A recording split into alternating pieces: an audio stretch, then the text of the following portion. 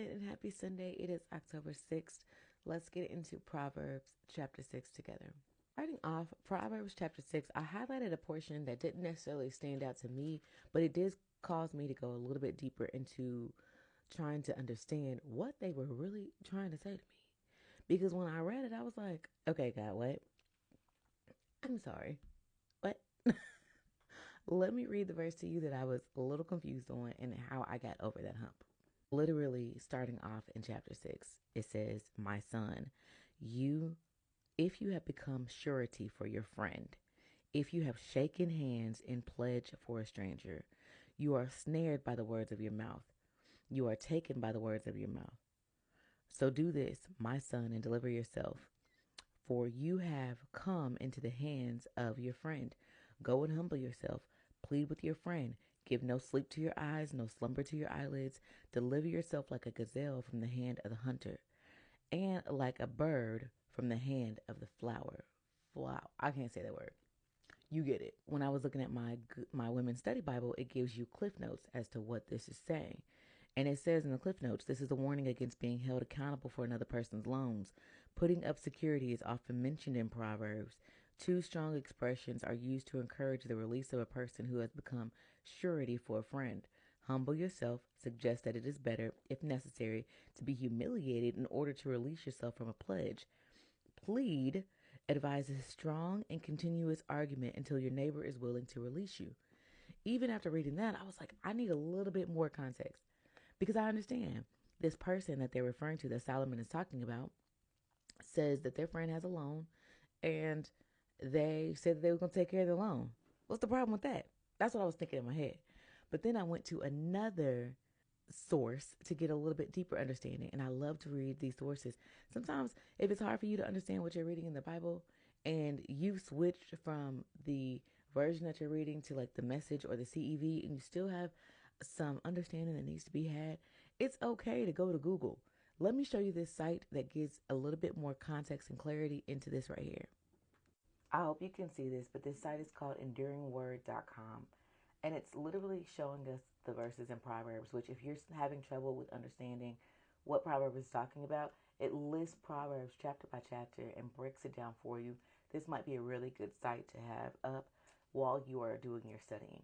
Remember, always pray first, do your reading, and if you need more in-depth understanding, this site is there.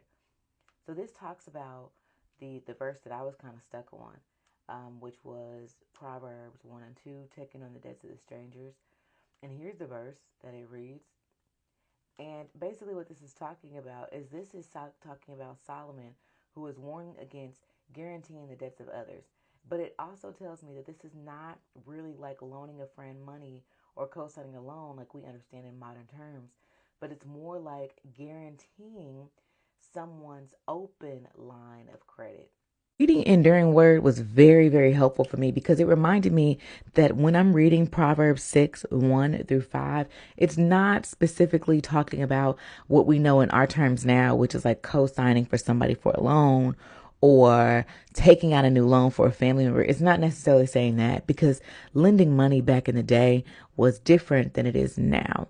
But just a quick little reminder about lending money in this day and age. One is always pray about it first. Always talk to God because lending money is a positive thing. It is a very positive thing.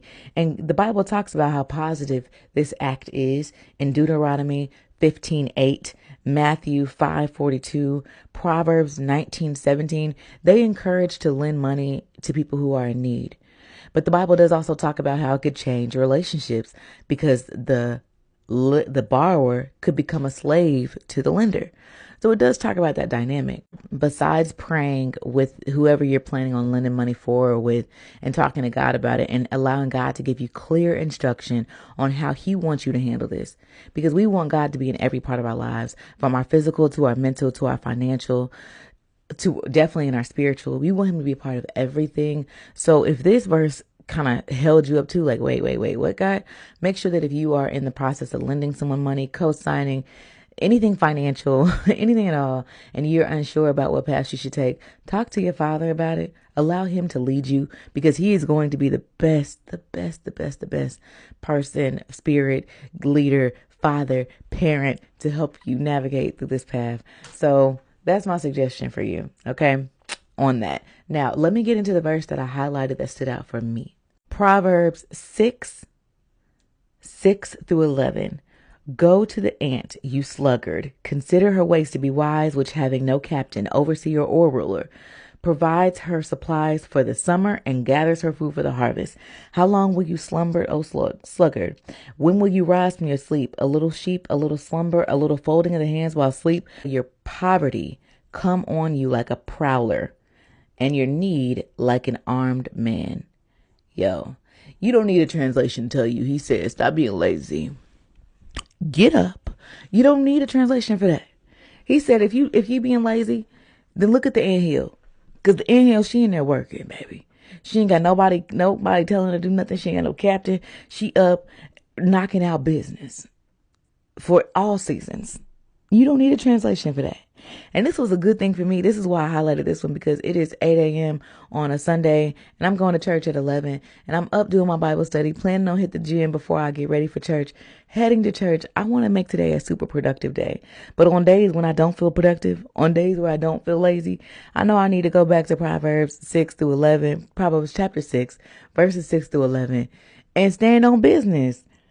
Because if God is telling me to look at the ant, baby, stop being lazy. Get up and handle your business. October is all about a glow up, and you can't glow up in your sleep.